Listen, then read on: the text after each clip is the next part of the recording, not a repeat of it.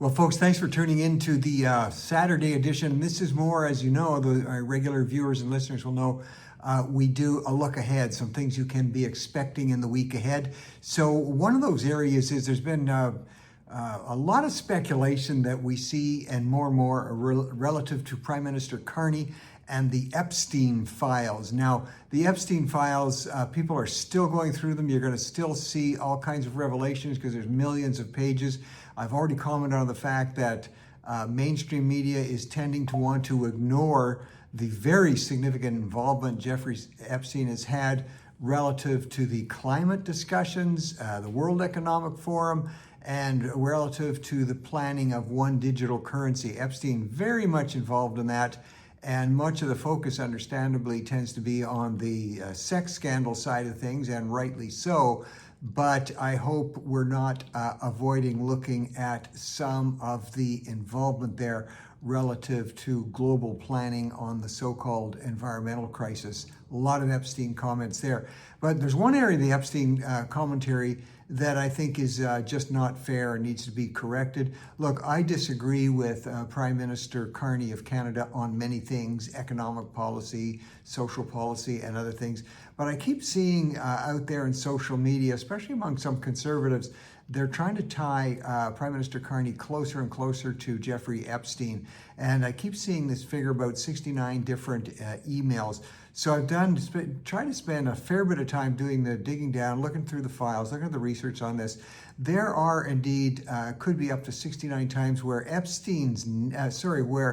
Prime Minister Carney's name appears in the files, but it's all in things like newspaper articles and commentary about him, or where his name appears with others in a newspaper article, for instance, on banking. And everything we can see, there is zero email contact back and forth with Prime Minister Carney and Jeffrey Epstein. So you know what? Let's stick to the hard facts. Let's have vigorous debates on things, but stooping to slander and these rash accusations is just not where we should be going. So just want to touch on that. You might see more coming out on Epstein and Carney, and keep that in mind.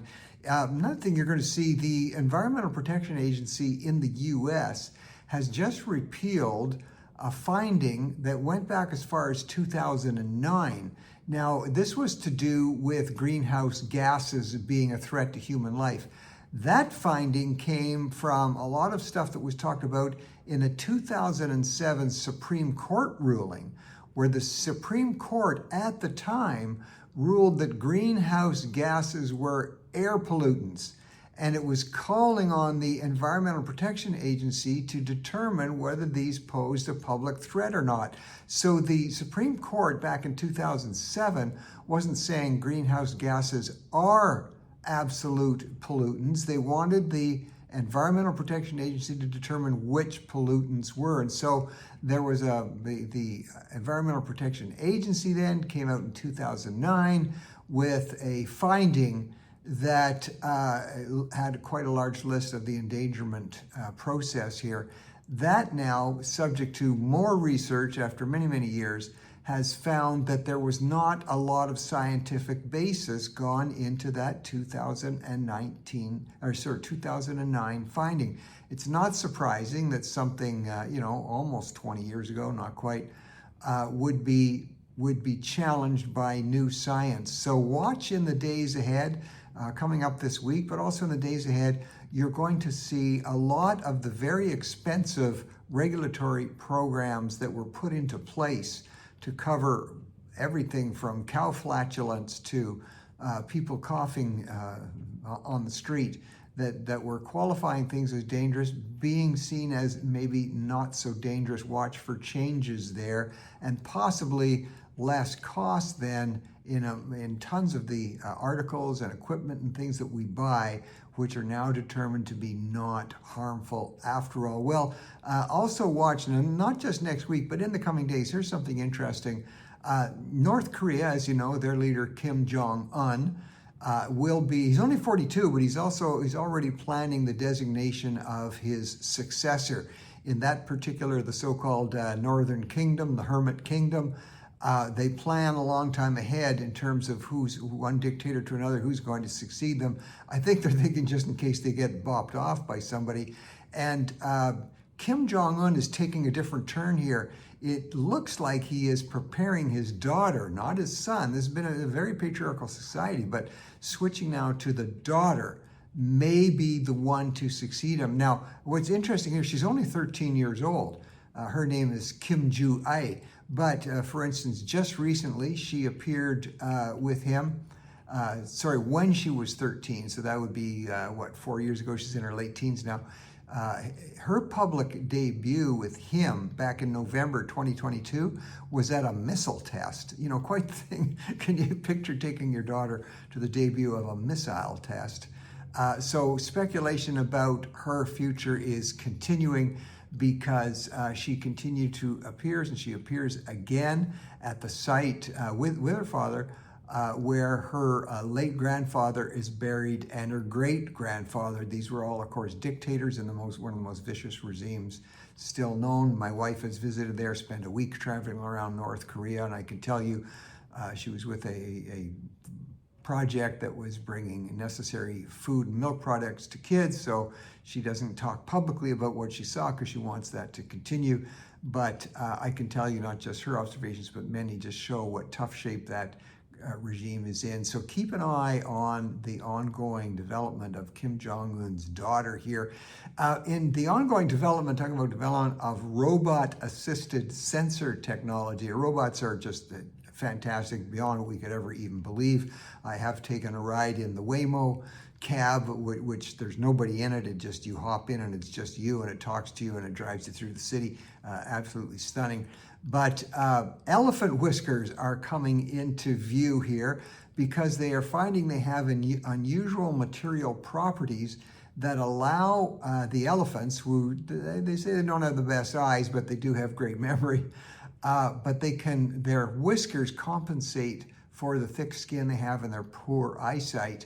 And they are being used and could inform more and more robot-assisted sensor technology. So one thing to be studying that, but I can tell you, if there all of a sudden begins a market for elephant whiskers, that's not going to go well, because the market for elephant tusks has now largely closed down, which is a good thing. People using those tusks for ivory. So watch for continued protection of elephant and their whiskers, and how that's going to develop. In Switzerland, they've just served notice on their immigration problem. They feel like they're getting overwhelmed, but they don't want to be accused of being, I guess, racist or something. And as we know, European countries and the UK are absolutely been trapped in this ridiculous notion that they can't be tighter on illegal immigration, and all the politicians are frozen in fear about saying anything about that. But Switzerland is now, they're going to be voting in June. They vote on many things. Switzerland is looked as one of the most democratic societies because they hold referenda on any major policy thing. It goes straight to referendum, not to the politicians. And so there'll be a referendum coming up in June on capping the country's population at 10 million. Right now, Switzerland is 9.1 million, and they've been panicking, seeing the increased alien population coming in. And it's not so much the fact that it's immigrants coming in, but the new brand of immigrants over the last, say, 15 years have been clearly opposed to any of the culture of Switzerland or the other countries that they come into, and are being seen as being quite disruptive. So they figure, here's a way to put a lid on that without appearing anti-immigrant, and they're just going to cap the population at 10 million. That's going to be the vote coming up if you want to watch that. If you want to be really appear in the know on the Winter Olympics, if you're sitting around watching it this weekend, just make the comment that you're going to be interesting to see what the ban on PFAS is going to do in terms of skateboarding and skiing. And your friends are going to look at you and say, what are PFAS? Well, PFAS are polyfluoroalkyl substances. Polyfluoroalkyl. That's tough to pronounce. But this is a class of substance, of certain product. It's a wax product. It's been used for many years and more defined, but tremendously increases the slide capacity of skis and snowboards. I mean, noticeably. Like if you don't have a PFAS on the bottom of your skis, you are, no matter how, I don't care if you're in great shape or not, you are going to be falling behind those who do. And they are banned now in the Winter Olympics. Now, people knew that these bans were coming, and so they've been preparing for them. They're banned because it truly has been formed that they are very toxic. The people who are the professionals at waxing skis and making waxes, and that's a very highly developed science and art. It makes the difference between a skier becoming a millionaire because of winning the gold or becoming not a millionaire. And now those substances are banned. Going to be interesting to see if this will affect some of the times, if there's going to be less records in terms of ski times, whether it's downhill, slalom, cross country, or even snowboarding. So really be in the know and raise that conversation about PFAS. You may be the only one in the room knowledgeable about that, but it could have a huge effect. Well, we're looking at the fact, in Ontario, keep an eye on this. There's been a real shift. When I say Ontario, really I mean Ottawa. When the whole COVID situation really burst forward, there was some very quiet acknowledgement that there could be so-called adverse reactions among people who were getting the COVID shot. And so the government of the day, not wanting to appear ignorant of that, set up a fund and say, look, we don't expect many adverse reactions that people would actually need settlement and damages for, but you know what, we're going to get really expansive here, and they put in place a $75 million fund to deal with adverse reactions. That fund the demands on that fund has been blown out and gone beyond all expectations, from a few claims being expended in 2025 alone. 3,557 claims were made. That's just 1 year. There's been many more before that. And only 252 have been approved, by the way. And the demand on the fund, it's already gone. By 2024, it had already gone from 75 million to 111 million.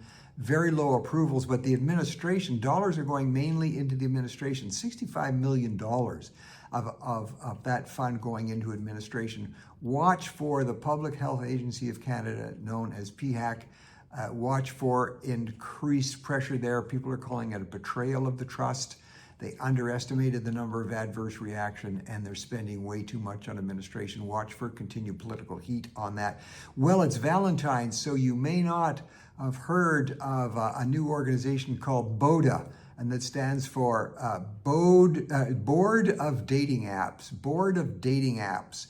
I don't know if you're using the dating apps. I'm not, but there's a London organization now that's very active, and it's active in New York, and it's tapping into this thing. I guess out there people are getting tired and more worried about these dating apps, and so there's going to be there's a club now which says it's kind of like a renewal of what used to happen, people going to bars, I guess, but they're doing it in a much closer, tighter fashion. And it's going to be at the Book Club Bar in Manhattan, and it's really, the tickets are all sold out already. 2 sessions have sold out, and it's where those who want to show up there, they're showing up because they are bored of dating apps and they want just real personal connection. Who knew that would be a thing? It could be something that's growing. The whole notion has been around for years, but BODA events, Board of Dating App Events, watch for that continuing to grow, especially on Valentine's.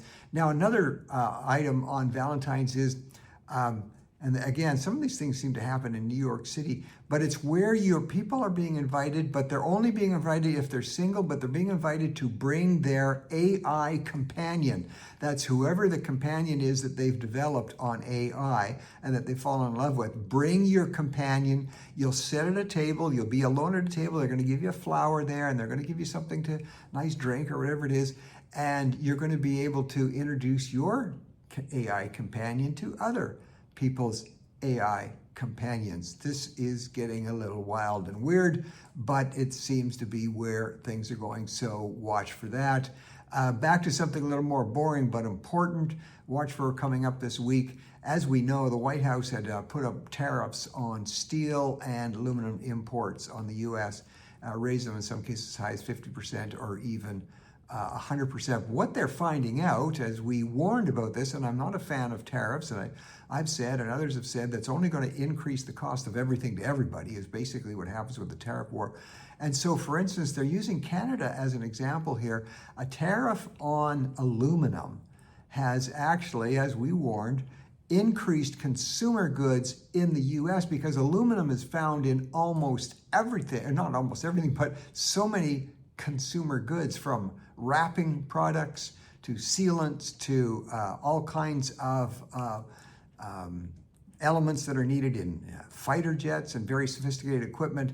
And so watch for continued backing away on from the White House on the U.S. side, as the senators, the congressmen and women are contacting their White House officials and saying, look, the cost of everything to my consumers, to our constituents, is going up. So there's a signal there that on aluminum and maybe on steel, you may be continuing to see that come down. So we'll watch on that.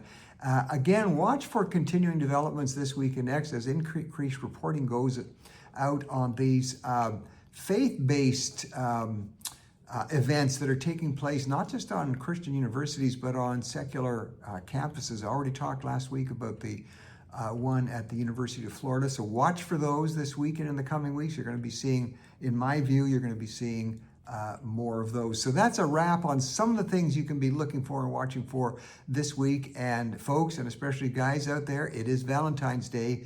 Don't forget, if you want to have a good week next week, make sure you do the right thing today for Valentine's Day. Hey, love to everybody. Thanks for tuning in. See you on Monday.